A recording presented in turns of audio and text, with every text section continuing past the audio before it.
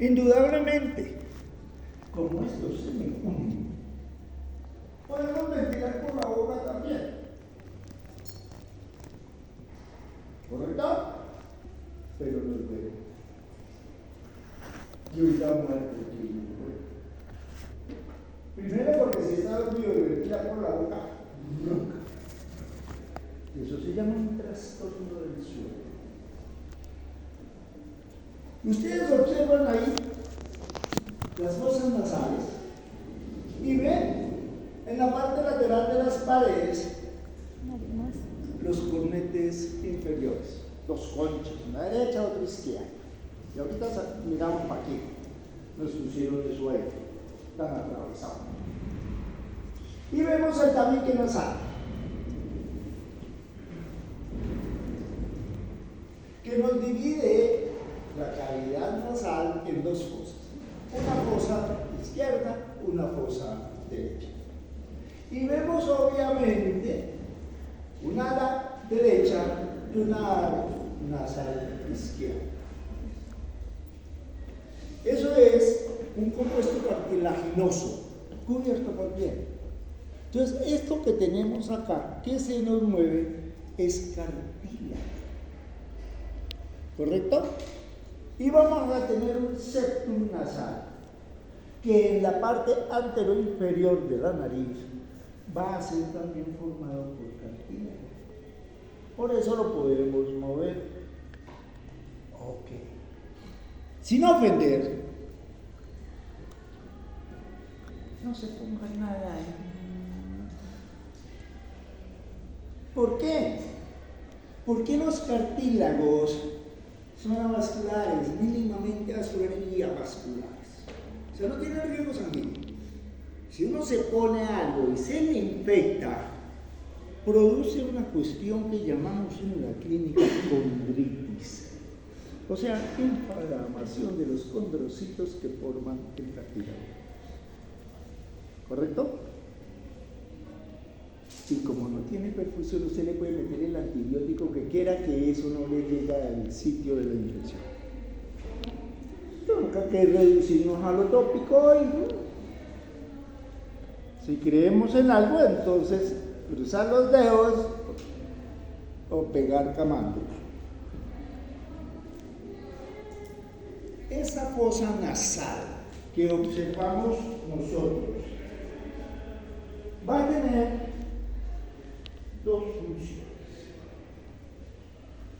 Una función que corresponde a la ventilación y otra función que corresponde a el sentido del olfato.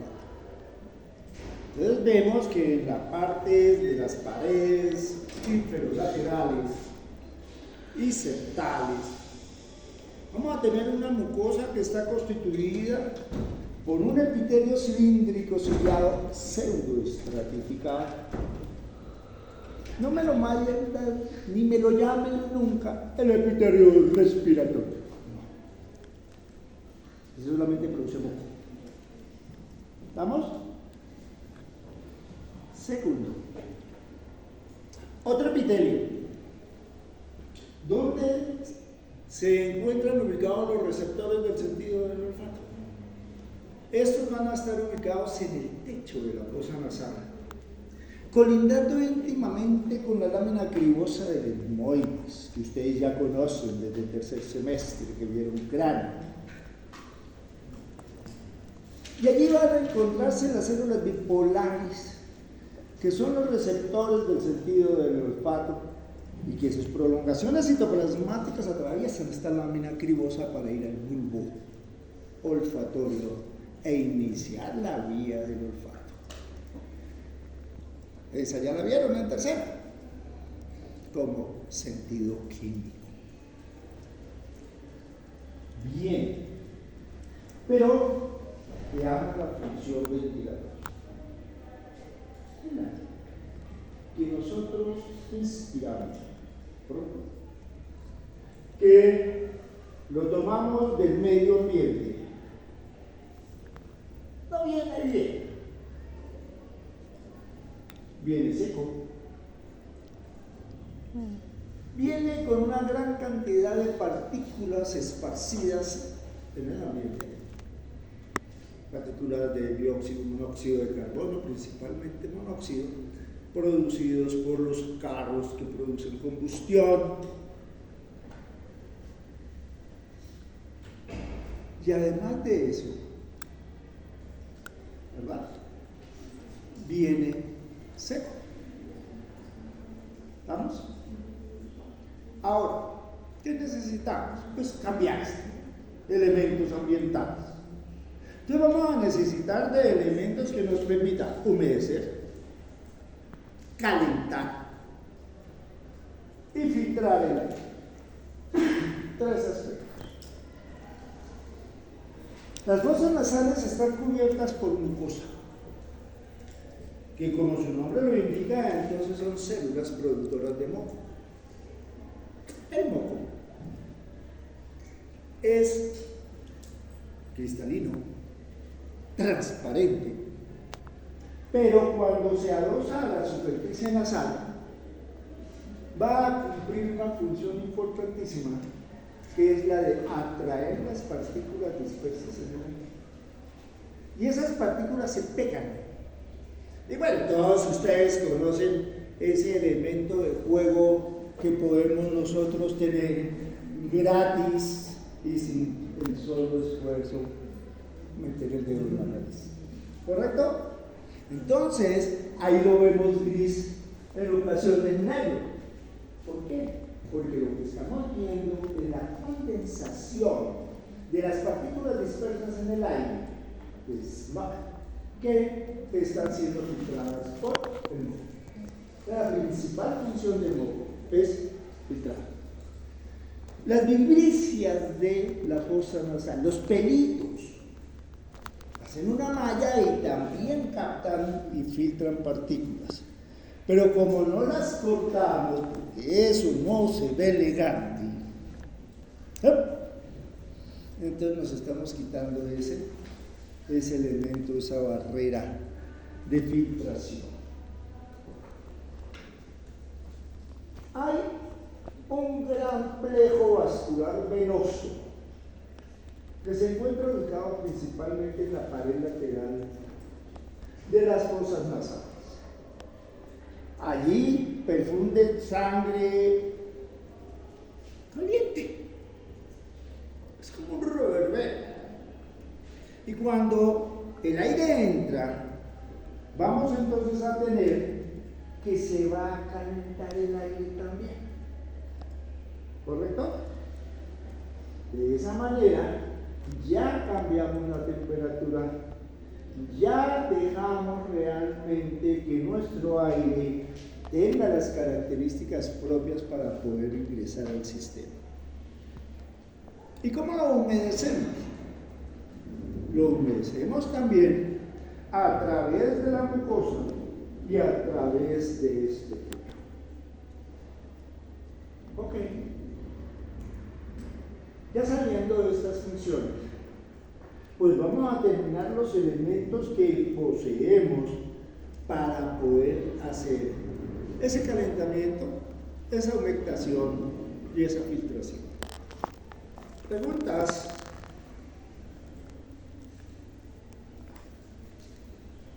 Ok.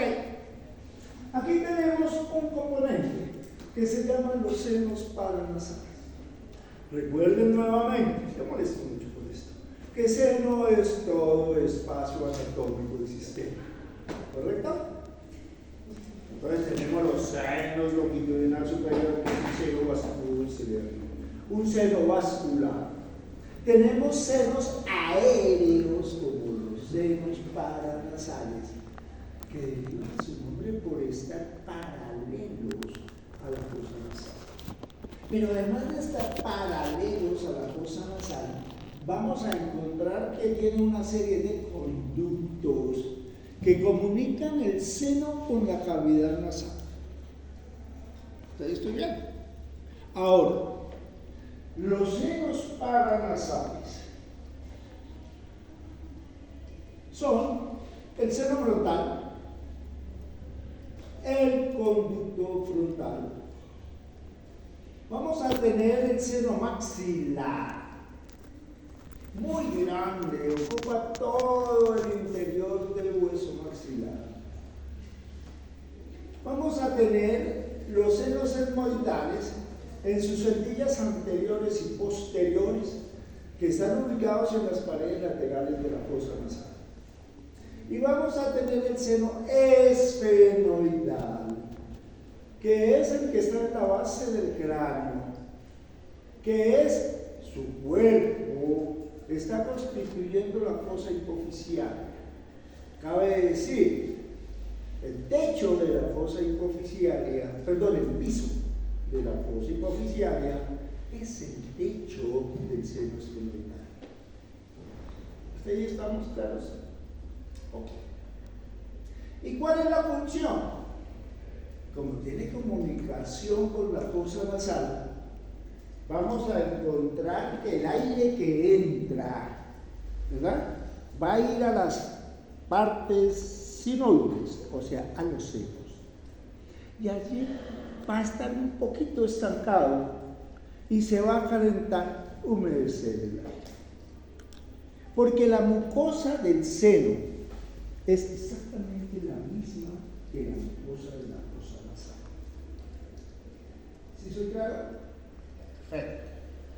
De esa manera, tenemos entonces que no solamente la función de los senos es para disminuir el peso de nuestra región basal del cráneo, ¿sí?, por esa ósea, sino que también tiene funciones en la preparación del aire para ingresar a los espacios ventilatorios respiratorios. Si lo vemos en la parte lateral, vemos la pared lateral de la fosa nasal, el techo, la lámina cribosa del etmoides, el primer par craneano, nervio olfatorio, y vemos aquí la parte correspondiente a los receptores del sentido del olfato. La mucosa olfatoria está ubicada en el techo y se dirige al lado y lado de la fosa nasal en la parte superior, abarcando el cornete superior. ¿Qué es un cornete? Un cornete es una concha que tiene, si esta es la pared y esta es la concha, vamos a encontrar que tiene un borde fijo en la pared y tiene un borde libre. ¿Soy claro? ¿O no? Miremos así mejor para que no tenga brazo. Tiene un borde fijo, tiene un borde libre. Si ustedes hacen la prueba de soplar, ven que ese aire se va como un chorro. ¿Sí? Y lo pueden hacer para los lados.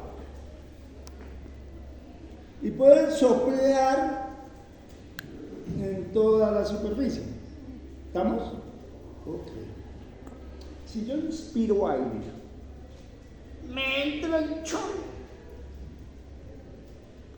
Entonces, si yo tengo un cilindro y echo un chorro de aire en el cilindro, las únicas porciones que van a tener contacto con la pared del cilindro es la porción de aire que está lateral del chorro. Donde no me empieza el líquido. Hasta ahí estoy claro. Entonces entra el chorro y lo único que va a tener en contacto es la parte superficial del chorro por donde está la pared del cilindro. ¿Ok? Lo que contacta el chorro con la pared del cilindro. Pero la parte media del chorro no, se sigue derecho. Ok. Como somos perfectos,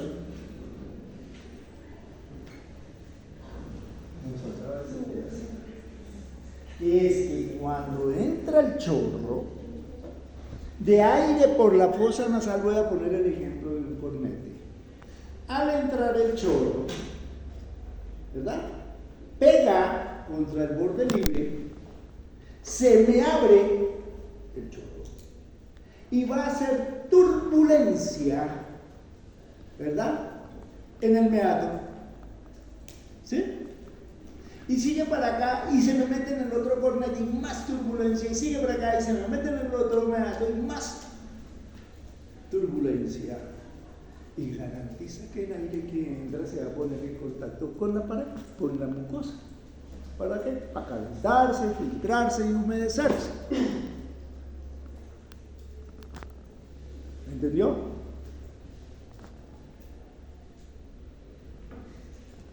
Ok. Preguntas. Perfecto. Entonces, vean ustedes que vamos a ubicar esa parte correspondiente a nuestros cornetes. Cornete superior, cornete medio, cornete inferior. La parte superior del cornete superior, ¿correcto? Este que está con mucha mucosa olfatoria va a tener la desembocadura del seno esfenoidal. Vean la fosa hipofisiaria. Esa no es silla, mucho menos turca. ¿Estamos? Es la fosa hipofisiaria que aloja la glándula hipófisis. Entonces, vamos a tener acá que esa comunicación, el conducto, va a desembocar en este espacio por encima del cornete superior y se va a llamar la parte correspondiente a nuestro espacio reservorio esfenoidal. ¿Correcto? ¿Por qué? Porque está llegando el seno esfenoidal ahí. ¿Estamos? Perfecto. Entonces ya sabemos que ahí nos desemboca el seno esfenoidal. ¿Por qué hago insistencia en esto? Porque en algunos textos les van a decir que desemboca en el meato superior y eso es falso. ¿Vamos? El meato superior es el espacio que está entre el cornete y la pared. ¿Hasta ahí estoy claro? Ese espacio. ¿Estamos? Ok. Seguimos el meato, el cornete inferior. El medio. En el cornete medio vamos a encontrar la desembocadura de las endillas etmoidales posteriores. Ahí estamos. Porque el etmoides, el cuerpo del etmoides tiene endillas posteriores y endillas anteriores. Nos vamos a ir al meato medio, ¿correcto? Y allí vamos a encontrar la desembocadura del seno maxilar, las endillas anteriores, ¿correcto? Seno maxilar, endillas anteriores y el seno frontal. ¿Listos? ¿Correcto? Ahora bien, nos vamos para el meato inferior y nos quedamos sin senos que desemboquen, que ya los mentamos todos. Lo que va a desembocar allí, y que es supremamente importante, es el conducto lágrimo nasal, que es un conducto que se origina acá en los conductillos lagrimales que recogen la parte de lágrimas que produce la glándula lacrimal, que baña la córnea, que baña la conjuntiva, y va a drenarse a través de esos conductillos al saco lacrimal y del saco lacrimal al meato inferior de la fosa nasal. Ahí estamos, claro. Entonces las lagrimitas también ayudan para humedecer. Nosotros estamos produciendo lágrimas constantemente. Si en un momento determinado por alguna acción, un medicamento, alguna patología, no se produzcan lágrimas, hay un síndrome que se llama el síndrome del ojo seco. Muchas entidades como signo tienen ojos, como boca seca, también. Entonces, todas esas lágrimas van a drenar constantemente a nivel de la fosa nasal. La mucosa va a producir moco también constantemente. Entonces nosotros de vez en cuando, haciendo los que no sabemos, hacemos y lo mandamos para la pared. Pues claro, o sea que todos somos comemocos, porque eso es constante que se produce. Ustedes dirán, entonces ¿por qué no lo vemos, no lo sentimos? Por la cantidad. Pero en el momento de aflicción, en el momento que tengamos el desengaño, en el momento que tengamos la tristeza, ¿qué hacemos? Duro, lloramos. Y ahí sí vemos que las lágrimas se desbordan a través palpebral. ¿Por qué? Porque el conducto lacrimonasal no tiene la capacidad de conducir tanta lágrima. ¿Ok? Y ahí sí vemos el llanto. Pero cuando empezamos a lagrimear, empieza poquita producción de lágrimas y empezamos a tener la sensación a nivel de la fosa nasal y empezamos a suspirar. ¿Pero qué es lo que estamos haciendo? Tirando las lágrimas para arriba para que no se nos salga por la fosa nasal. Bien. Perdónenme lo descriptivo que soy. Pero es así. ¿Correcto? Bien. Si hacemos nosotros una tomografía y ubicamos los elementos, vemos la cavidad orbitaria, vemos la cavidad craneana, vemos la fosa nasal. Perfecto. Y encontramos entonces en ella nuestros senos etmoidales, vemos nuestros cornetes y observamos acá el cornete inferior, el cornete medio y el cornete superior.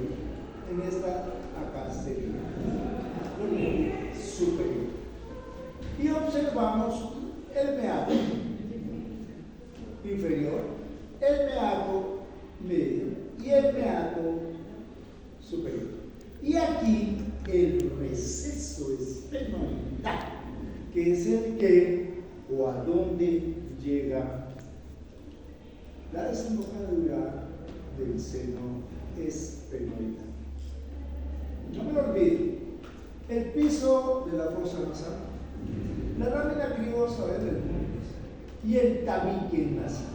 Alcanzamos a ver la apófisis cristagálica y vemos la primera parte del septum nasal constituido por la lámina perpendicular del etmoides.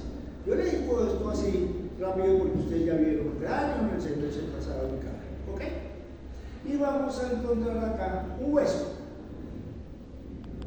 que se articula en la base del cráneo, del esfenoidal, y que se llama el hueso vómero, formando la articulación vómero-esfenoidal, que es una articulación de clase fibrosa,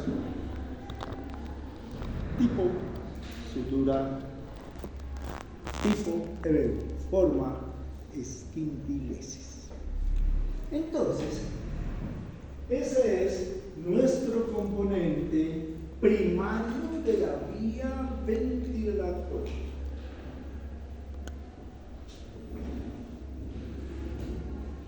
Si tomamos este dibujo, vemos un corte sagital, a través un poquito parasagital, donde se me evidencia una serie de estructuras y relaciones con la fosa nasal. En primera instancia, la lámina cribosa del etmoides. Vemos que en la parte posterior está el seno esfenoidal, que corresponde al cuerpo del hueso esfenoides. Vemos en la parte media, dividiendo los dos o las dos fosas nasales, constituido por la lámina perpendicular del etmoides y el hueso vómero. Articulación etmovomeriana o vómero-etmoidal. Articulación vómero-esfenoidal y articulación vómero-palatina. Bien, y ese es el tabique nasal. Ese es el que se desvía a veces. Ese es el que nos desvían a veces. Sobre todo cuando estamos andinos. O sea, en mi época existía. Reñíamos con nuestros compañeros, pero como uno no se podía agarrar en el interior del colegio, entonces pues tengo la salida. Dice que estaba. ¿O no? Ah, correcto. Entonces se desvía el tabique, ¿verdad? Y hay que hacer una rinoplastia, ¿correcto? O una septoplastia. Pero eso dificulta también que entre aire. Entonces empieza a haber dificultad ventilatoria. Una de las causas. La otra causa corresponde a una hipertrofia de los cornetes. Esa hipertrofia de los cornetes, pues obvio, va a taponar casi la fosa nasal, va a disminuir el flujo ventilatorio y va a producir una deficiencia de aire que llegue al pulmón. ¿Hasta ahí está claro? ¿Y qué hacemos? Ventilar por la boca. ¿Hasta ahí está claro? Remedio, operar. ¿Estamos? Perfecto.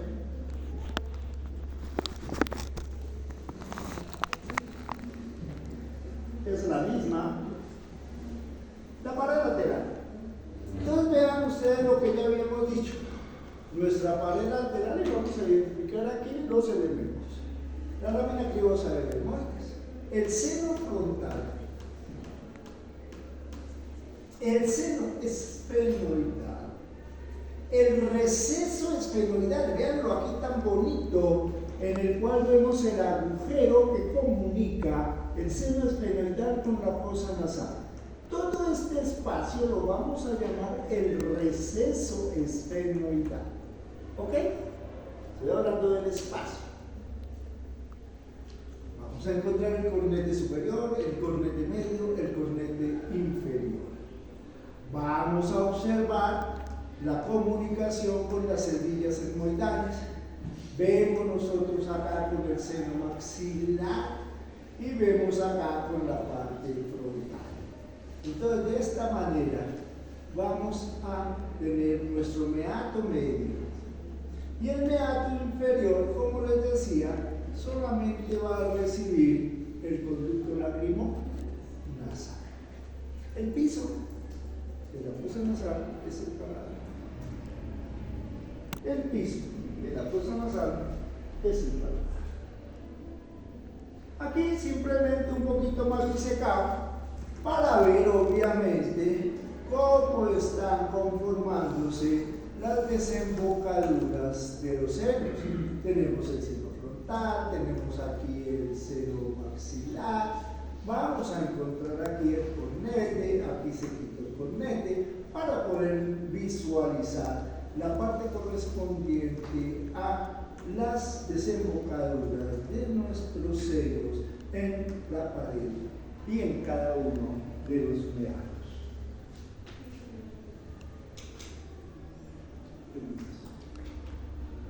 Ok. Sí, dime. Es que todavía no he entendido cómo la función de los senos. ¿Perdón? ¿Cuál es la función de los senos? De los senos, cuando expiramos, entra aire por esos conductos, de la fosa nasal a los senos. Cuando expiramos, sale aire de los senos a la fosa nasal y correcto. Y ellos van a calentar, producir exactamente. ¿Ok?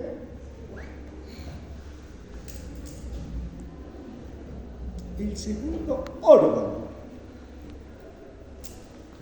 de nuestro sistema ventilatorio.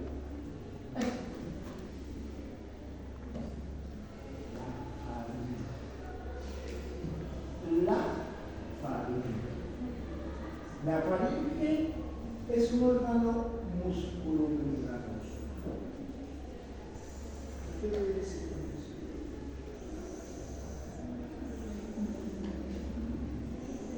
Está formado por músculos, su pared y por membranas. ¿Vamos? Entonces, si ustedes observan acá esta imagen, vamos a encontrar la fosa nasal. ¿Listos? El aire entra, pasa por la fosa nasal y va a ir a pasar por la parte correspondiente al meato posterior. Este sería la entrada y por atrás tenemos que se nos olvidaba hablar de el meato posterior de la cavidad olfatoria. ¿Vamos? Ese toma el nombre de nasofaringeo. Y vamos a tener nuestra faringe. La faringe la vamos a dividir en 3 zonas, 3 porciones. ¿Correcto? La más superior, la rino o nasofaringe. La media, la orofaringe. Y la inferior, la laringofaringe. Miremos. Nasofaringe,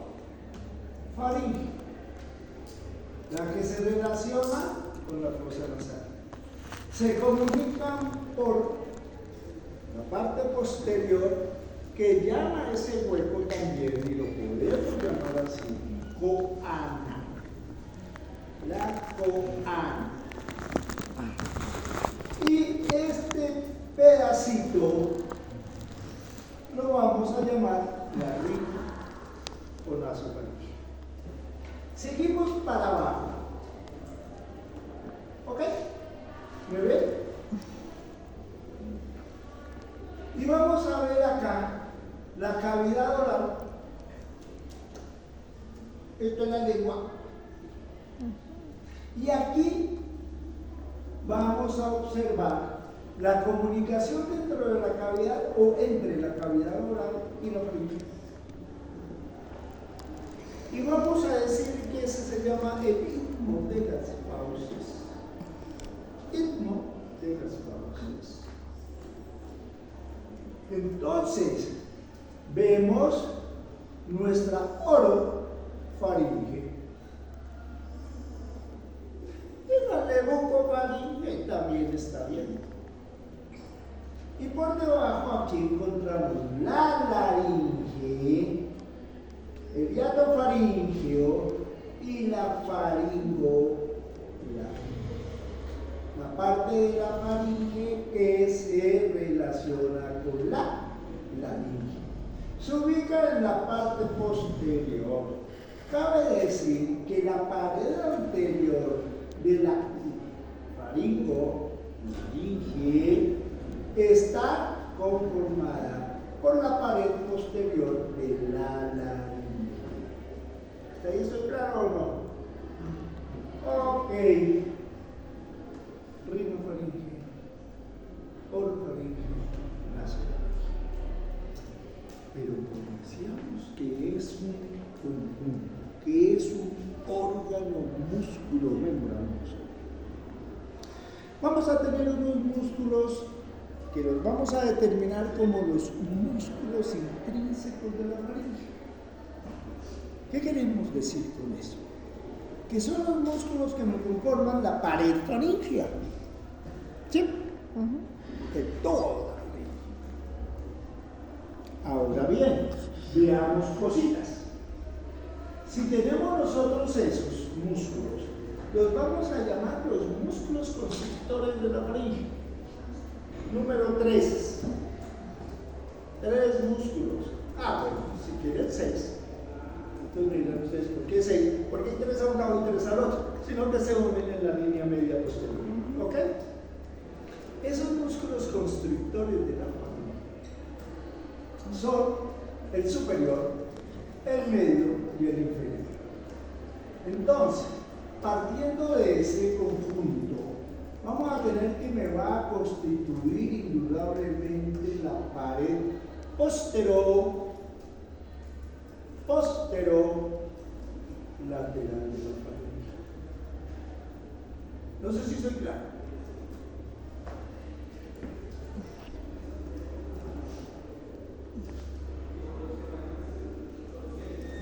Ayúdenme a ganar el suelo. Vaya. Todo así. ¿Te puedes poner la capucha?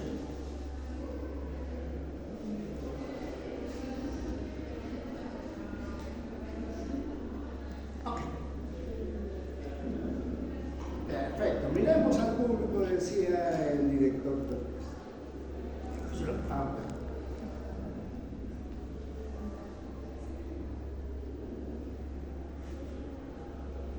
Perfecto. Ok. Entonces vamos a tener la faringe. Músculos constrictores de la faringe. ¿Te puedo tocar? Ok. El techo de la faringe. Y se me relaciona con la cavidad craneana a nivel de la base del cráneo. Y vamos a tener allí un promontorio pequeñito que se llama el tubérculo faríngeo. ¿Estamos claros hasta ahí? O sea, aquí. ¿Sí? Y vamos a tener, perdóname qué pena, 3 músculos derechos, 3 músculos izquierdos unidos por un rafé intermuscular. El rafé faríngeo. Pero vemos que la faringe no es continua por delante, sino que es hueca. ¿Sí? Y ahí vamos a localizar nuestros 3 segmentos de la rinofaringe, la orofaringe y la laringofaringe.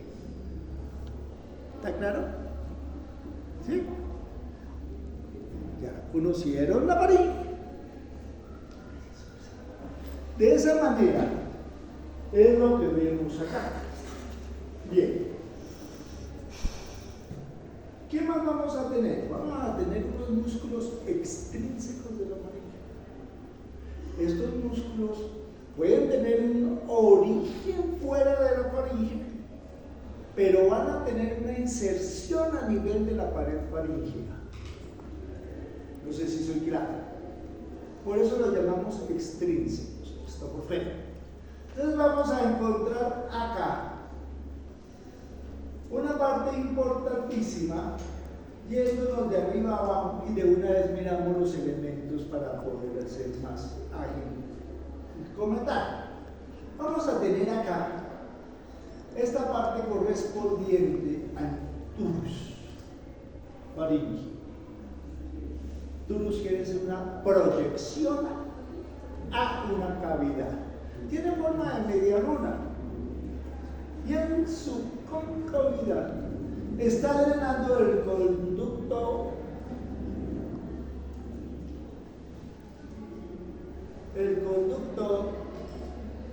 faringotimpánico, que va de la faringe al tímpano. ¿Correcto? ¿Hasta ahí estoy claro? ¿Sí?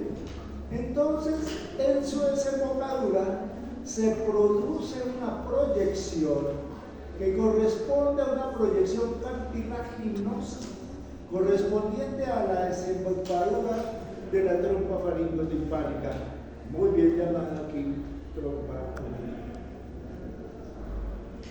Me gusta más el nombre de faringotimpánica porque de una vez me está diciendo de dónde a dónde va. Pero lo que sí no me gusta ni poquito es de Eustaquio. ¿Vamos? Ok. Si seguimos, vamos a encontrar por detrás y en la pared posterior una amígdala. ¿Sí la ven? Una amígdala. ¿Qué corresponde a la amígdala palatina o adenoides? También le pueden decir amígdala faríngea. ¿Correcto? Amígdala faríngea o adenoides. Es una amígdala linfática. Si seguimos, vamos a tener ahora los primeros músculos extrínsecos de la faringe. El primero que viene de la desembocadura de la trompa y va a ir al paladar, ¿verdad? Entonces aquí tenemos un músculo que corresponde a la parte de trompa, se llama salpingo o salpins. Entonces le decimos salpingo palatino. ¿Correcto? Si nos vamos para atrás tenemos otro músculo que viene de la trompa y se llama salpingofaringio, porque va de la trompa a la faringe. Si seguimos para atrás vamos a encontrar este importantísimo que se llama el palato faringio, que va del paladar a la faringe lateralmente. ¿Estamos ubicados o no? Ahora bien, ese salpingo, el palato faringio, me va a dividir los dos segmentos, las dos regiones superiores.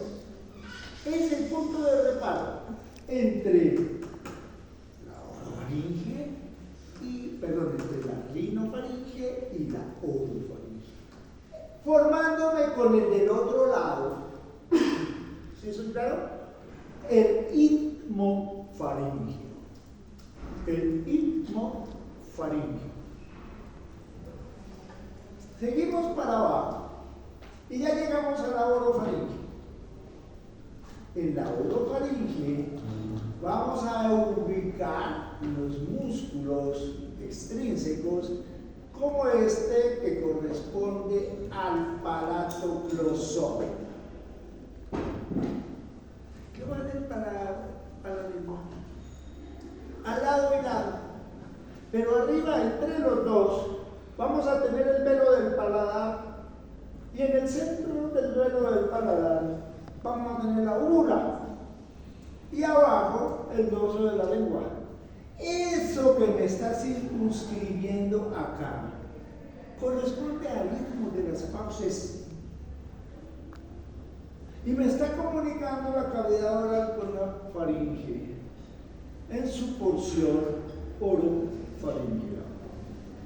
En su porción orofaringea. No me los vayan a confundir. Una cosa es el istmo faringeo que separa la rino de la boca y otra el istmo de las fauces que separa la boca de la orofaringe. Si seguimos para abajo, Bueno, aquí entre estos dos, en este espacio, si lo observan ustedes acá, en este espacio vamos a tener el lecho amigdalino. Entonces, si uno baja la lengua y mira hacia la faringe, van a encontrar dos masas linfáticas a cada lado y llamamos las amígdalas palatinas. Y cuando se inflama le decimos que tiene amigdalitis. Alguna vez habrán sufrido de ella, si no, porque es muy común.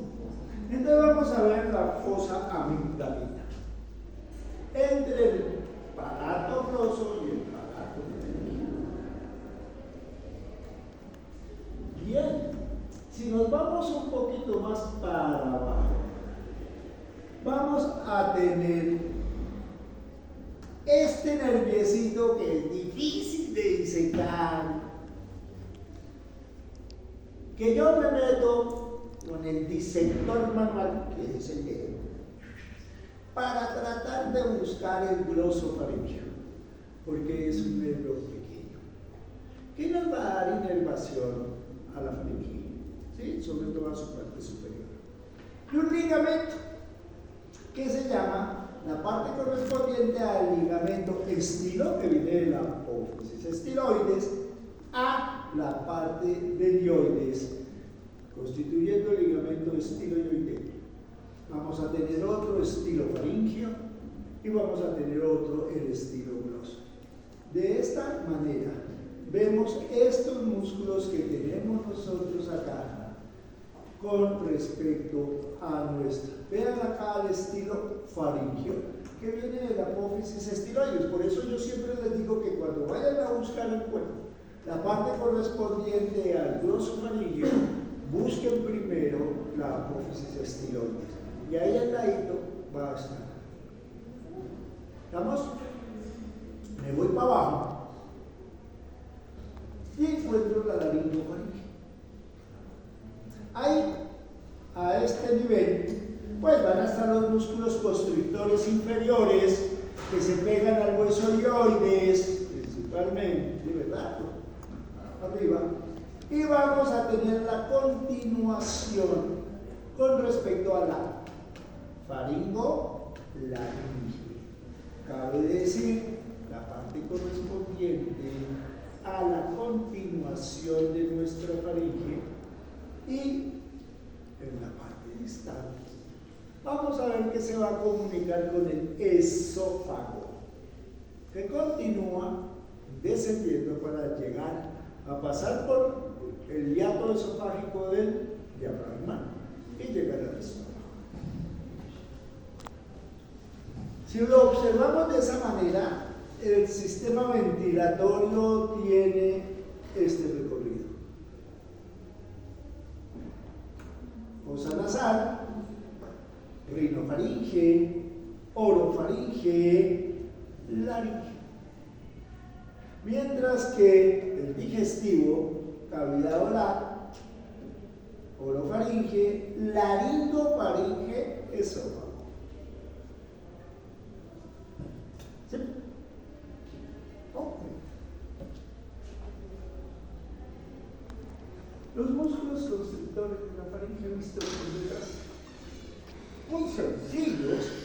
Vemos lo que les decía allá, la base del cráneo, la tuberosidad faringea, la inserción de los músculos en la parte superior, en el techo de la faringe.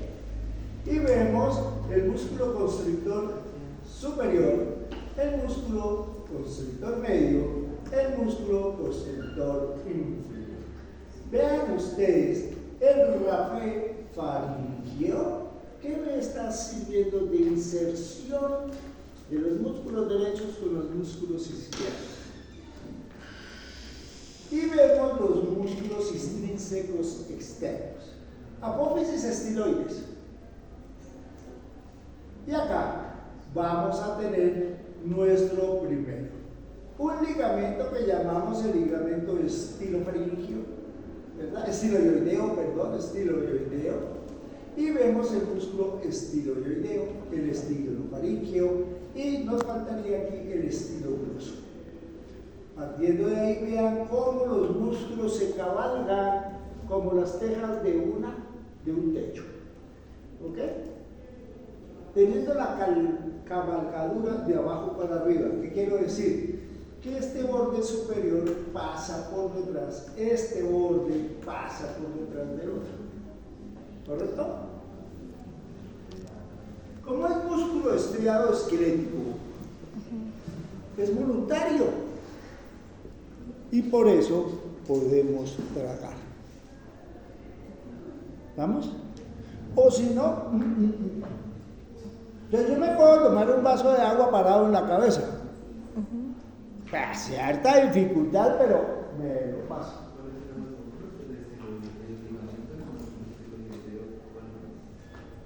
Y el esqueleto. ¿Está claro? Ahí ustedes pueden observar la continuación de la faringe con el esófago y por delante de la tráquea. Ahorita vamos a ver la tráquea. Preguntas. Es lo mismo, visto lateralmente, pero aquí simplemente es para ver las relaciones con las diferentes estructuras de los músculos constrictores.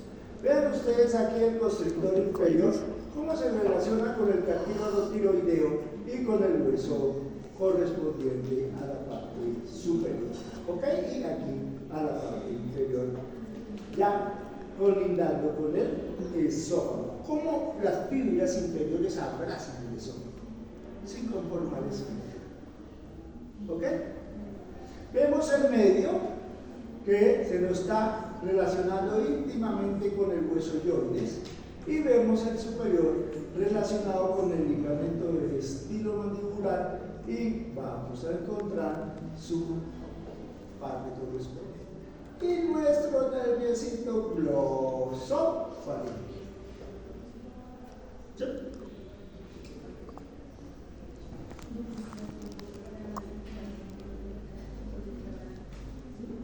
El otro, laringe. La laringe es el siguiente órgano de la ventilación. Tiene la función de conducir el aire, o sea, la función ventilatoria. Pero también tiene la función fonatoria. Cabe decir, no solamente participa en el sistema ventilatorio superior, sino también que tiene una gran actividad por parte de la fonación. Como vamos a ver ahorita, dentro de la laringe vamos a tener las cuerdas vocales. Esas cuerdas vocales, derecha e izquierda, van a tener una capacidad de aducción-abducción,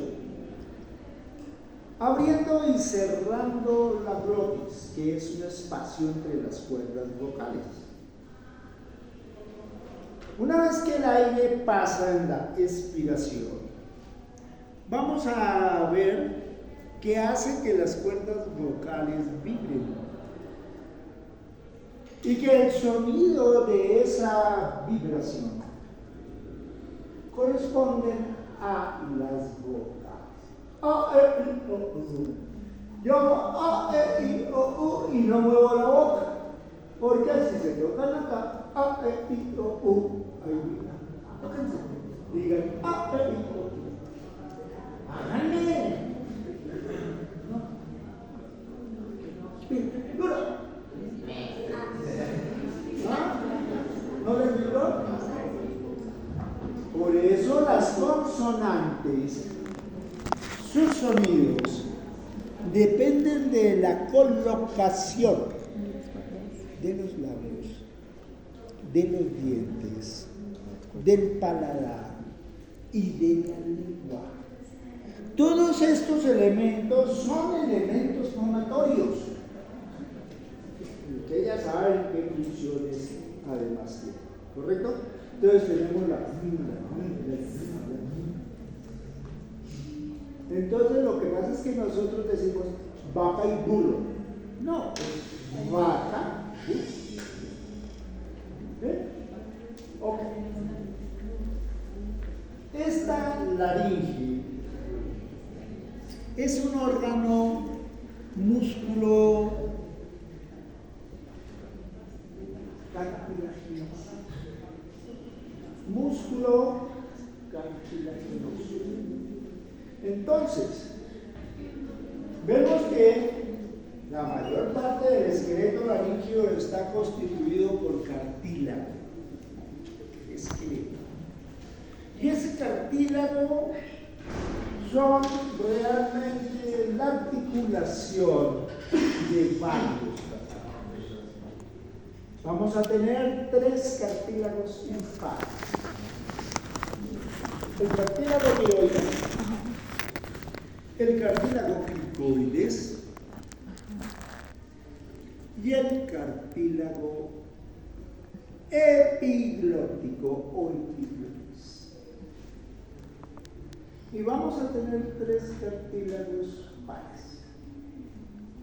Los cartílagos aristenoideos, los corniculados y los cuneiformes. Entre estos vamos a tener un cartílago que casi nadie dice, pero que cuando uno dice está ahí, que es el cartílago yugular. No de la vena yugular, sino que parece un yugo. ¿Qué quiero decir con eso? Esa vara que se pone entre los bueyes para dar. Veamos acá. El cartílago tiroides, el cartílago cricoides, los cartílagos aritenoideos, el cartílago epiglótico, el cartílago corniculado, y aquí al ladito no me los pusieron en este. Están los cuneiformes, el ligamento yugular que baja acá, al lado y lado, y forma como una Y, y aquí vamos a tener el cartílago yugular. Estamos, ustedes me dirán, si ni siquiera los libros los dicen, ¿usted por qué me los dice, verdad? Porque yo lo hice. Yo hablo de lo que hice, de lo que vean. De mi mejor libro de anatomía. Es el cadáver. ¿Vamos? Bien. Las articulaciones. Entonces los cartílagos se van a articular. Esos cartílagos que se van a articular, vamos a tener en primera instancia las articulaciones del cartílago tiroides. Una superior que se va a relacionar con el hueso hioides. Una inferior que se va a relacionar con la parte lateral del cartílago cricoideo.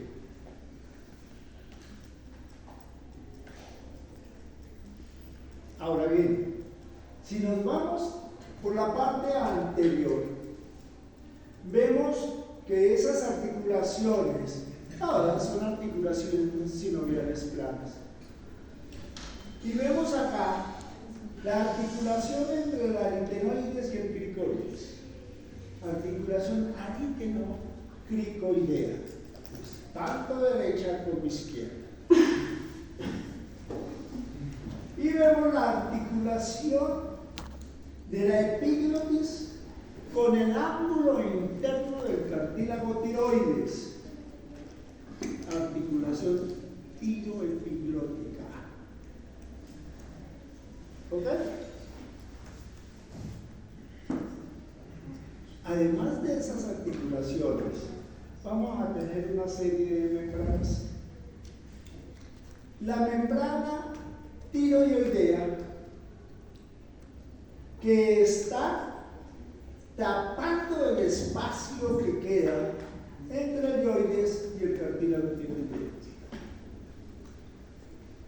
Membrana tiroidea.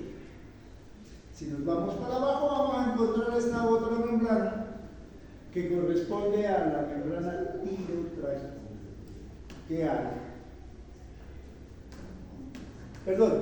tirocricoidea o cricotiroidea. Cricotiroidea. Esa se me ensancha en la línea media y me va a producir un ligamento fuerte, resistente, que corresponde al ligamento o cono elástico de la laringe. Cono elástico, porque más adelante vamos a ver que existe una membrana elástica de la laringe. Si nos vamos para abajo encontramos otra membrana que corresponde a la cricotroquea, entre el cartílago cricoides y el primer anillo traqueal. Si nos vamos por acá en la vista posterior, vamos a tener la membrana tiroidea. La membrana cricotiroidea se vería en este espacio y aquí la cricotraqueal, la tráquea, y ahorita retornamos a este espacio. Nuestra laringe. Vamos a encontrar una serie de músculos extrínsecos que se están articulando afuera de la laringe y que llegan a la laringe. Entre ellos vamos a tener este músculo acá en la línea oblicua del cartílago tiroideo, que corresponde al tiroideo, que viene desde el cartílago y desde los tiroides a el cartílago tiroides.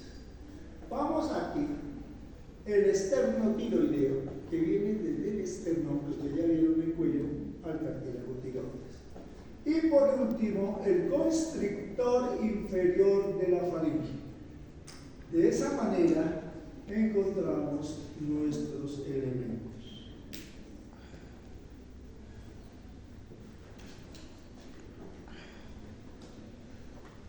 Las estructuras que conforman el cartílago tiroideo está conformado por 2 láminas y por 4 astas. Una lámina derecha, una lámina izquierda, conformando un ángulo diedro.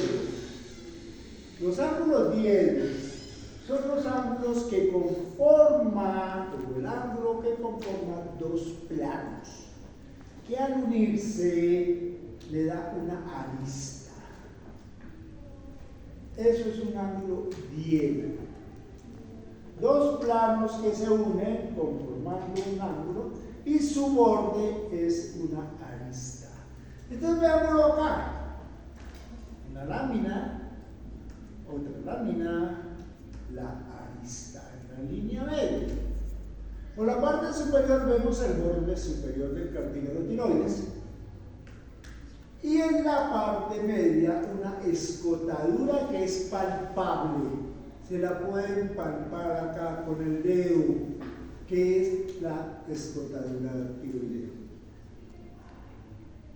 Al lado y lado vemos las partes laterales, encontramos las astas superiores y acá las astas inferiores. El borde inferior. El cartílago tiroideo es palpable en todos los humanos. ¿Correcto? Lo vemos palpable. Y mírenme acá.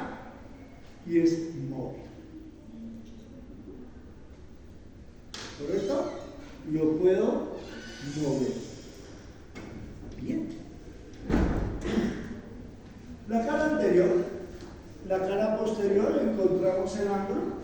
Vemos la inserción o articulación del cartílago epiglótico, las astas, que son un continuo, no es un pedazo arriba y un pedazo abajo, sino que me va a ir a cubrir todo el borde posterolateral del cartílago epiglótico. En la vista lateral, indudablemente, con su cara y sus astas. ¿Hasta aquí estoy claro? Bien.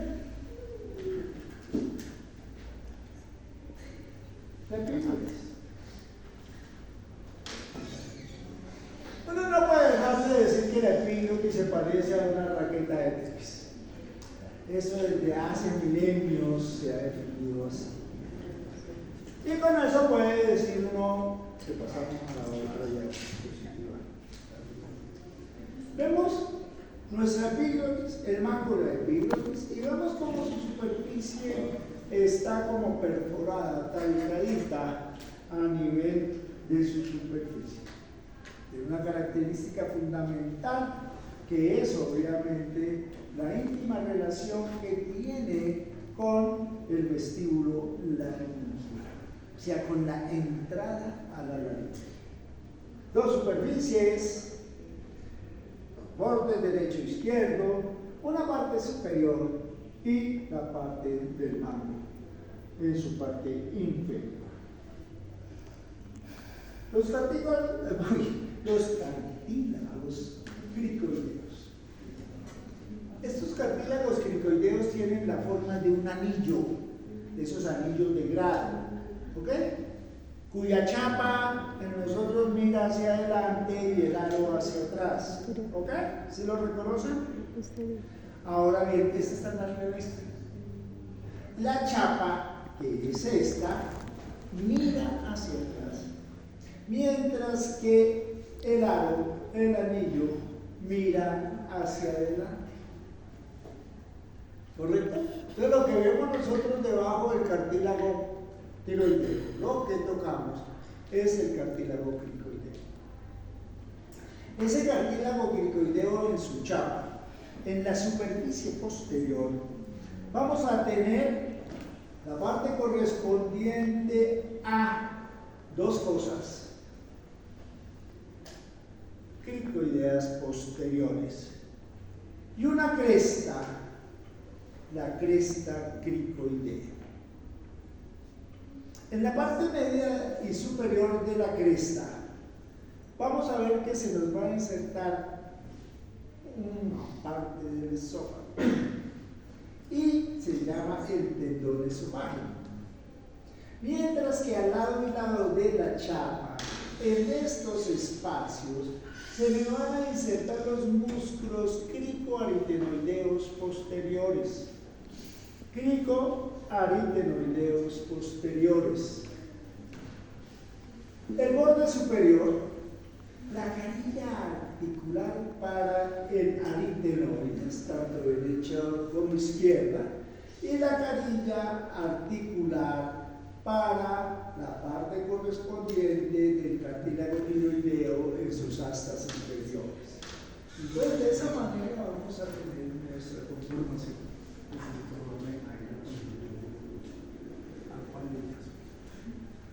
¿Ella sabe? Sí, ya.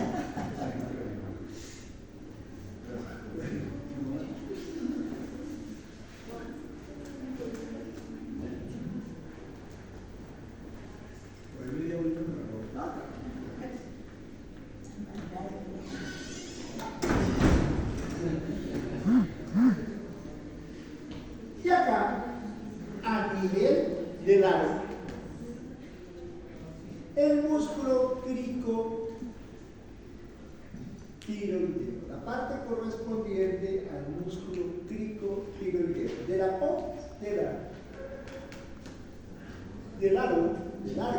a la parte correspondiente al cartílago tiroideo.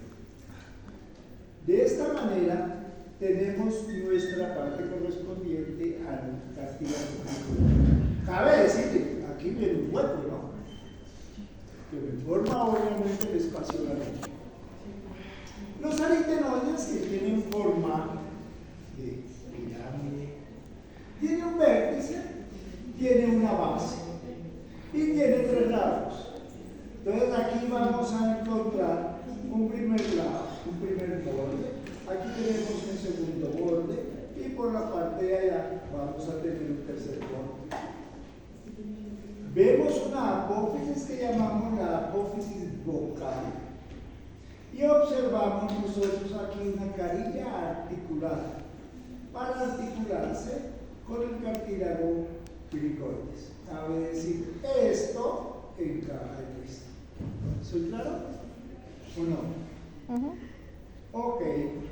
Como tiene forma piramidal, vamos a encontrar que esa pirámide me va a girar. ¿Correcto? Y va a tener unos movimientos. Vamos a tener una apófisis vocal y una apófisis muscular. Una apófisis vocal y una apófisis muscular. En esas apófisis musculares se están insertando el músculo arínteno cricoideo posterior y el arínteno cricoideo anterior. Bien, ¿para qué? Para dar los movimientos de las cuerdas vocales. ¿Está esto claro? Ok. Sigamos. Si lo vemos por detrás, vamos a observar el ritmo de las pausas, vamos a observar el vestíbulo y vamos a tener aquí la epiglotis.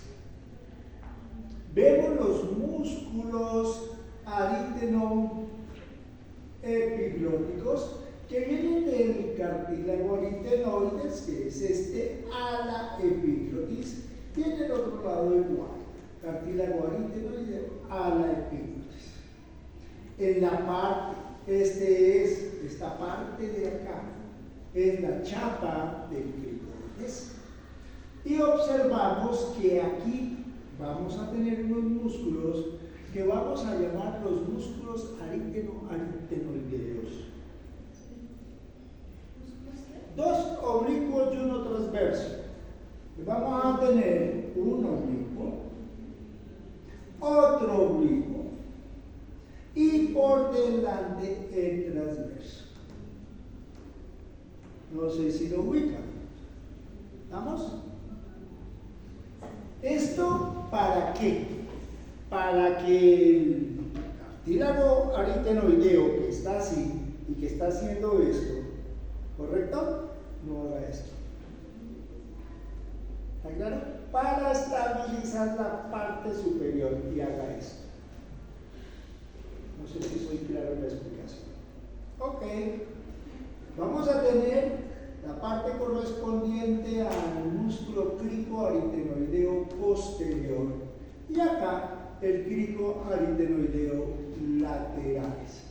De esa manera vamos a encontrar la parte correspondiente a la distribución y configuración de los cartílagos y músculos. Si hacemos un corte coronal, vamos a tener la epiglotis, el vestíbulo laringeo. ¿Correcto? Acá el tubérculo epiglótico, o sea, donde se articula la epiglotis al tiroides. Y vemos acá los ventrículos laringeos, uno derecho y otro izquierdo. Por encima encontramos este elemento que toma el nombre de banda ventricular. La banda ventricular. No cuerda vocal superior, ni mucho menos cuerda vocal falsa. ¿Y las cuerdas vocales? ¿Hasta ahí estoy claro? Entre la banda ventricular y la cuerda vocal tenemos el ventrículo laringeo, que es el que me da resonancia al sonido de las vocales. Es como el huequito de la guitarra, donde las cuerdas vibran y hacen resonancia. ¿Estoy claro? Perfecto. Aquí vamos a tener un músculo que se llama el músculo aritenotiroideo, que viene de la apófisis muscular del ventrículo aritenoideo, del cartílago aritenoides, al ángulo de la tiroides, por debajo de la articulación con la epiglotis. Partiendo de eso, entonces vamos a tener que este espacio entre las cuerdas vocales constituyen la glotis, conforman la glotis.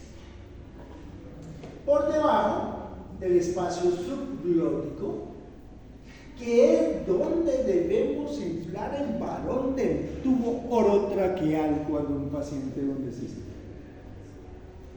El tubo lo pasamos y esos tubos tienen un balón que se debe inflar. Al pasar el tubo orotraqueal, pues vamos a pasarlo profundamente y que el globo, la bomba que voy a inflar, quede en la subglotis. Si queda en la glotis, adiós cuerdas vocales, porque las comprime y las necrosa. ¿Estamos? Bien, pero ¿qué más vemos?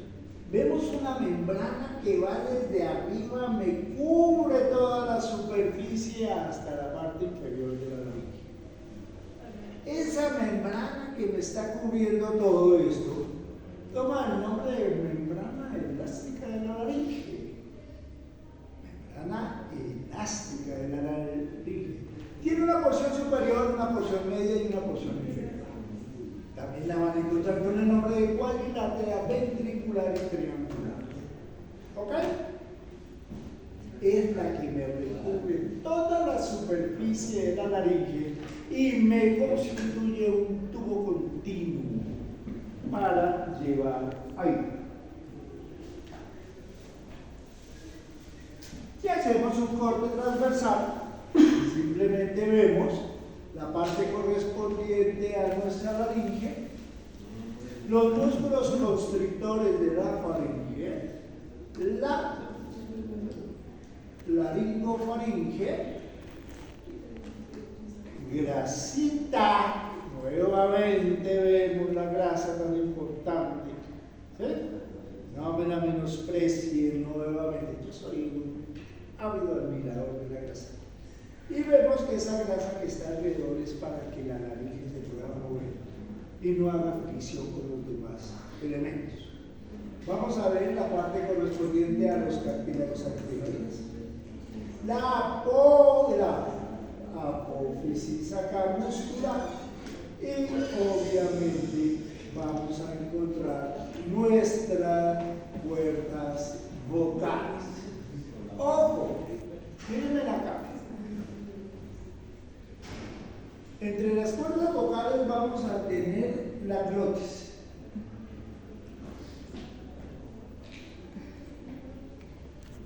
Pero como dice el cuento, no es solamente una, sino son dos glotis. Pocos aseveran esto como yo. ¿Por qué dos glotis? Vamos a tener una glotis vocal y vamos a tener una glotis ventilatoria. Mírenme aquí. Si yo pongo la cuerda vocal, ¿verdad? Y contraigo el músculo esto me hace así, ¿correcto? Y me hace así. Uniéndose acá y acá. No sé si soy claro. Voy a hacerlo con los dedos. ¿Estoy claro o no? Perdón. Entonces me queda aquí cerrada la glotis porque estas bandas se me unen, pero esta me queda abierta. La que está entre los cartílagos, la que está entre las cuerdas vocales. La que está entre las cuerdas vocales se llama la glotis vocal. La que está entre los cartílagos, la glotis ventilatoria, y esa nunca se cierra. Si se cerrara no pudiésemos hablar. Si se cerrara no pudiésemos ventilar cuando las cuerdas vocales, ¿verdad?, están uniéndose y separándose. Es un elemento fundamental que tenemos en la ventilación y formación de la laringe. ¿Preguntas? Ninguna. Ok.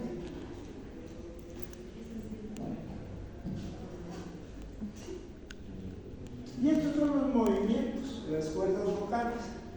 Entonces vamos a tener aquí, en primera instancia, nuestros cartílagos aritenoides, la apófisis vocal, la apófisis muscular.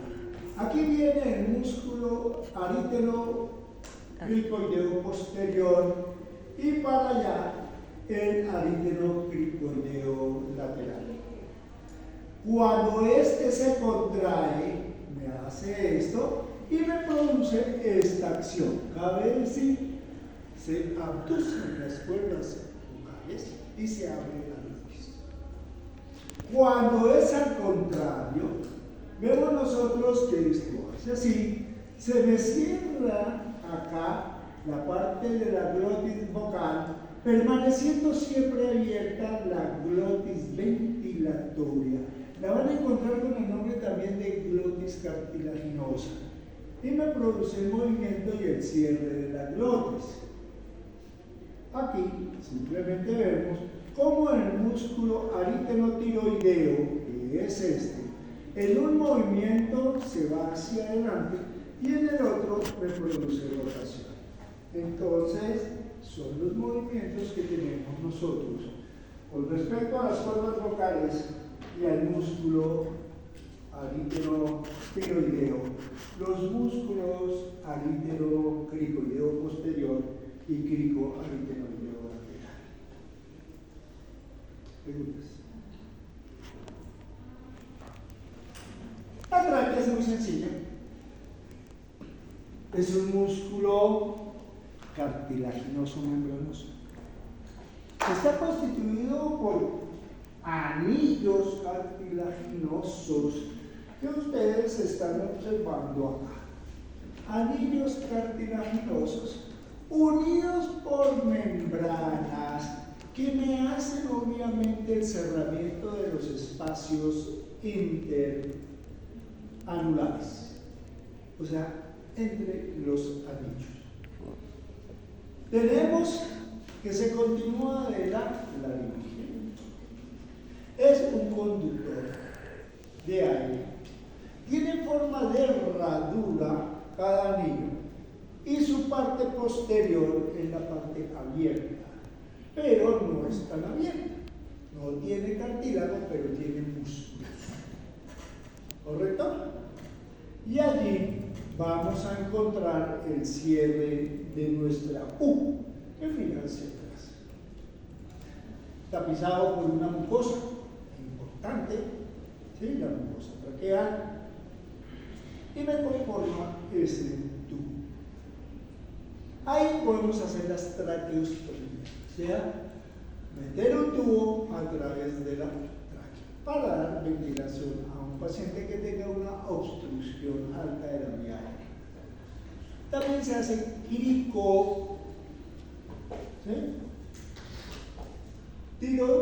Cricotiroidectomía, o sea, entre la membrana, entre el cartílago tiroides y el cartílago cricoides. Es la más usada hoy en día, anteriormente era la tráquea.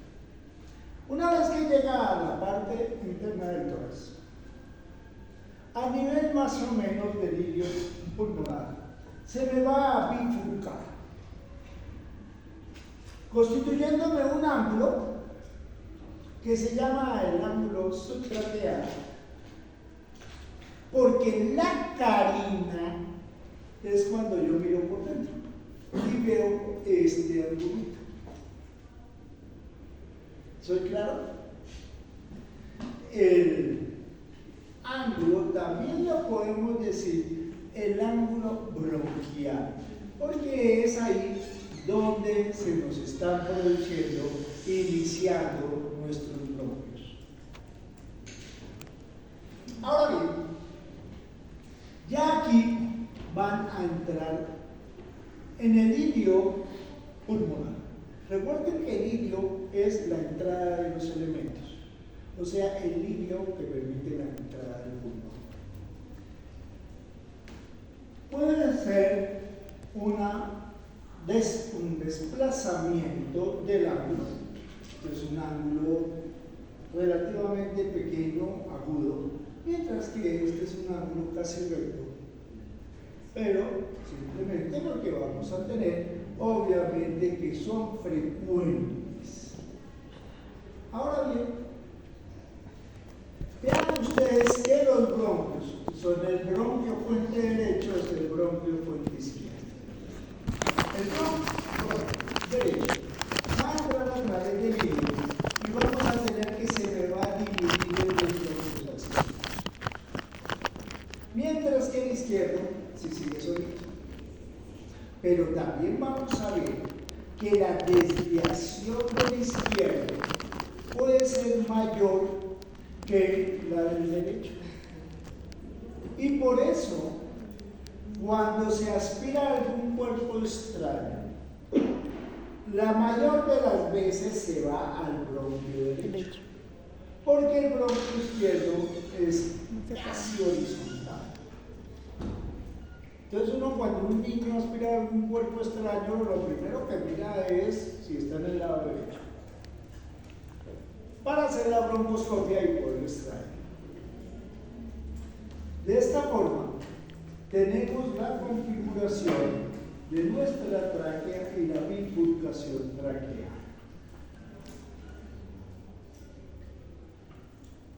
Una vez que penetran en el ilio pulmonar, representados por esta línea, vamos a ver que se me van a dividir. Vamos a tener en principio en el lado derecho una bifurcación muy notoria, una que va hacia la parte superior, al lóbulo superior del pulmón, y otra que tiene los dos bronquios lobares que salen de ella. Por eso lo han llamado el bronquio intermediario, que me va a dar el bronquio lobar para el lóbulo medio y el lobar para el lóbulo inferior del pulmón. Entonces, lóbulo superior, lóbulo medio, lóbulo inferior. Si nos vamos para acá, vamos a localizar también nuestro bronquio intrapulmonar y la división original, en la cual vemos, a diferencia de acá, que me van a dar los tres bronquios lobares, superior, medio e inferior.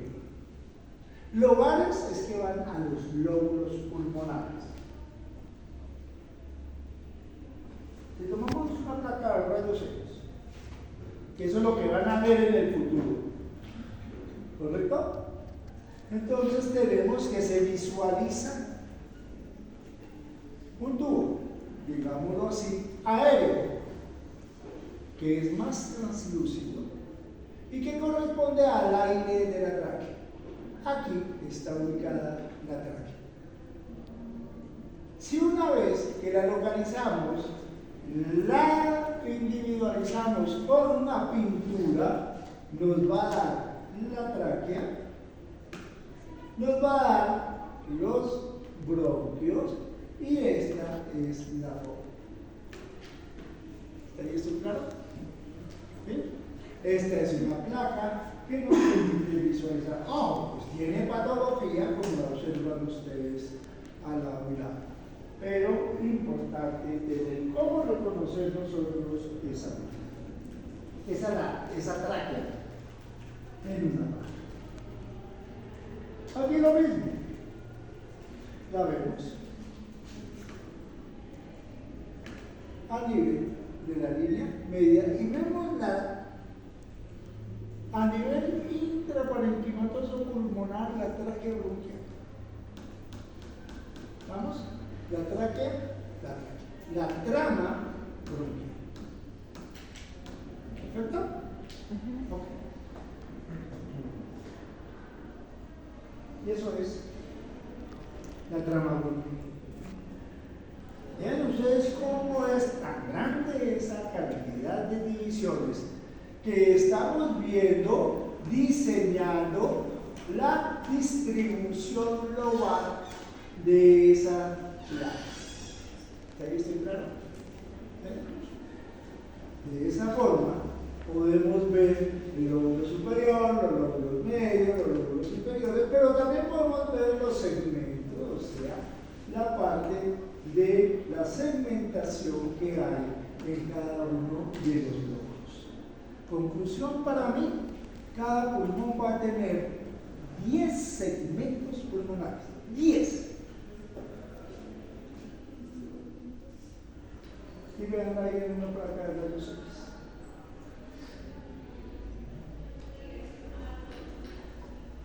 Una broncoscopia se llama eso.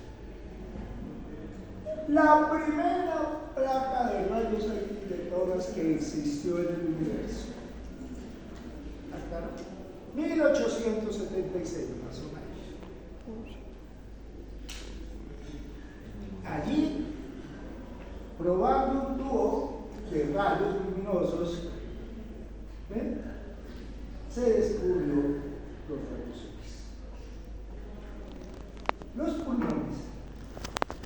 Encontramos que están distribuidos en dos porciones, una celda pulmonar derecha y una celda pulmonar izquierda. Y los observamos así en la parte.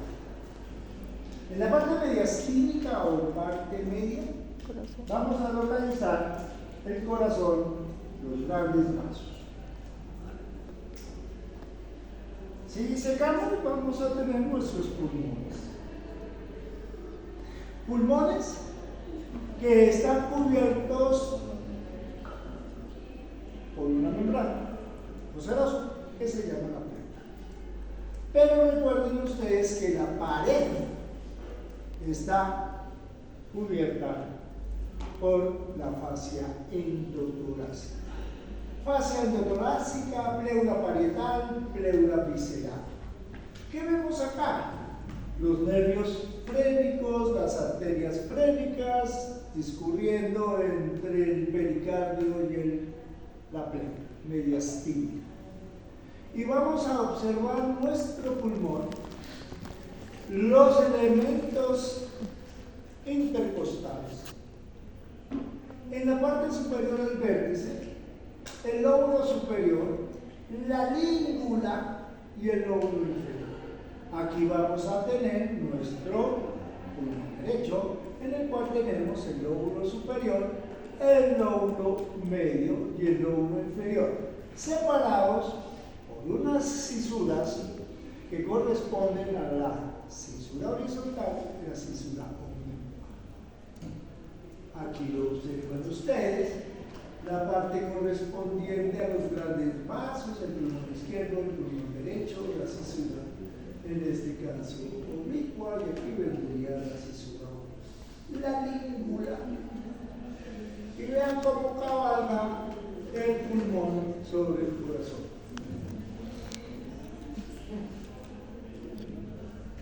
Una vista de la cara medial de los pulmones, en la cual vamos a encontrar el vértice, vamos a encontrar la base, vamos a encontrar la pleura visceral y vamos a tener aquí cómo se repliega la pleura visceral para formar un ligamento que se va a insertar, aquí se ve mejor, a la parte del diafragma, llamado indudablemente ligamento triangular de la pleura femoral. Vamos a ver el ilio y los elementos del pedículo pulmonar. Vamos a encontrar las venas, las arterias y los bronquios.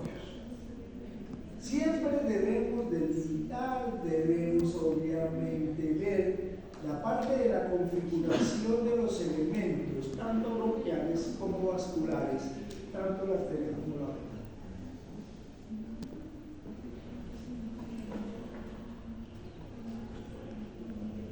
Superior, medio, inferior, cisura oblicua, cisura horizontal. Si lo corto, me da lo mismo. Cisura oblicua, cisura horizontal, superior, medio, inferior. Glándula mamaria.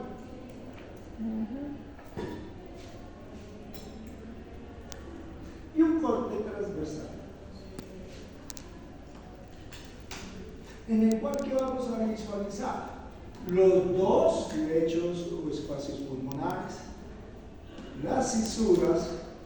Vemos acá un corte de los tres vasos y vemos la carina, los